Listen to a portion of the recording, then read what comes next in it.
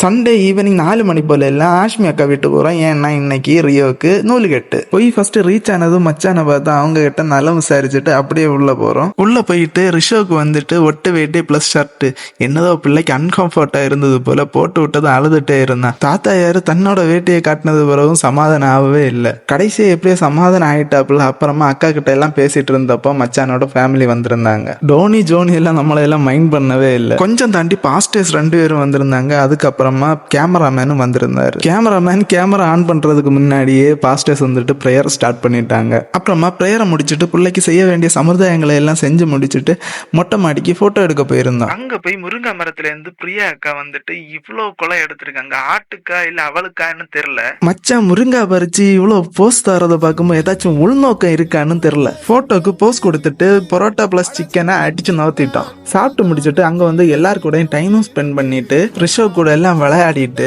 நாங்களும் வீட்டுக்கு போறோம். அவ்வளவுதான். இத்துடன் அடுத்த வீடியோவில் உங்களை சந்திக்கும் வரை உங்களிடமிருந்து விடைபெறுகிறேன். நன்றி, வணக்கம், டாடா, பாய். பச்சை கிளிகள் தோளோடு பாட்டு மணியோடு ஆனந்தத்தின்